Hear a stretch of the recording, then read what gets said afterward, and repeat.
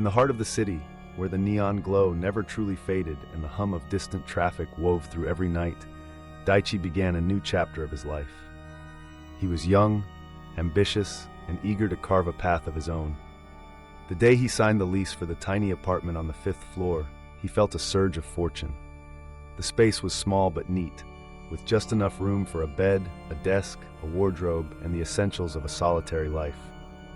The rent was almost suspiciously low, and the landlord had seemed all too eager to hand over the keys, his eyes darting away from Daichi's when he asked about the previous tenant. But Daichi, caught up in the rush of a fresh start, brushed aside any lingering doubts. He reasoned that sometimes life simply dealt you a good hand. On his first evening, the apartment was bathed in a soft, golden light. Daichi unpacked his belongings, humming a tune, feeling the weight of the city's promise settle around him. As he finished, he noticed the wardrobe seemed slightly askew, a sliver of darkness peeking between its back and the wall. Curious, he pushed the heavy piece of furniture closer to the wall. That's when he saw it, a thin, dusty notebook wedged in the gap, its cover yellowed and corners curled with age. He hesitated for a moment, then pulled it free. The notebook felt cold in his hands, as if it had absorbed the chill of countless lonely nights. He flipped it open, expecting to find a forgotten grocery list, or perhaps the musings of a bored tenant.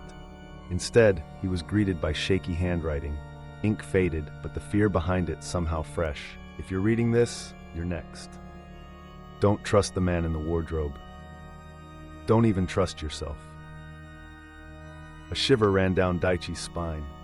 He chuckled uneasily, telling himself it was just an elaborate prank, a relic of someone else's overactive imagination. Still, as he set the notebook aside, the words gnawed at him, echoing in the quiet space. He busied himself with his new routines, preparing a simple dinner, setting up his alarm, and scrolling absently through his phone. By the time he slipped under his covers, the city lights painted patterns on the ceiling, and the apartment seemed to settle around him like a protective cocoon. But sleep did not come easy. The silence felt oppressive, the kind that pressed against his ears and made his heartbeat sound thunderous in the stillness. When he did finally drift off, it was into uneasy dreams, shadows flickering at the edge of his vision. Sometime after midnight, Daichi was jolted awake. At first, he thought it was just a fragment of his nightmare lingering at the edge of consciousness. But then he heard it, a soft, insistent knock. It was so faint, it might have been the wind rattling a window or the pipes shifting in the walls. He held his breath, listening. Then came the whispering. It was barely audible, a susurration that prickled at his skin. The sound seemed to come from the wardrobe, low and urgent, as if someone was trying not to be heard. Daichi's rational mind rebelled. He told himself it was nothing, perhaps an old building settling, or the muffled voices of neighbors through thin walls. But the whispers grew louder, more insistent, and the memory of the notebook's warning surfaced, sharp as a knife. Don't trust the man in the wardrobe. His heart thudded in his chest as he slid quietly out of bed. The wardrobe loomed in the shadows, its doors closed but somehow threatening. With trembling hands, he reached for the handle and pulled. Inside, crouched in the gloom, was a man, thin, unnaturally pale, his hair wild and eyes wide with desperation. The stranger's breathing was shallow, ragged, as if he'd been hiding there for days. "Listen to me," the man pleaded, voice a frantic whisper. "I've been trapped here for so long. Please, let me out before this place swallows you whole." Daichi recoiled, fear surging through him. He wanted to slam the door and run, to escape the nightmare that had somehow spilled into his waking world. But something held him in place, a morbid fascination, or perhaps a glimmer of empathy for the haunted figure before him. Still, the words from the notebook screamed in his mind. "Don't trust the man in the wardrobe." "Who are you?"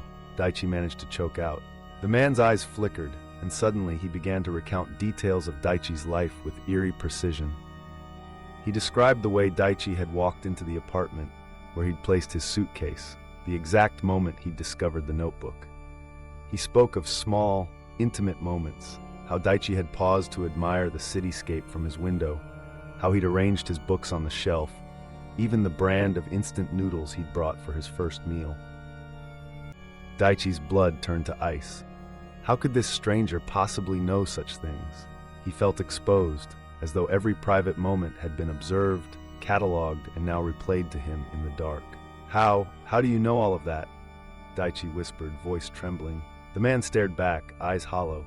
Because I was you, I read the same words, and then I became the one locked inside. A sickening sense of déjà vu washed over Daichi. He stumbled backward, clutching the notebook as if it might shield him from the nightmare unfolding before him. Desperate for answers, he flipped through the pages, searching for some explanation, some faint hope of escape. But the handwriting had changed.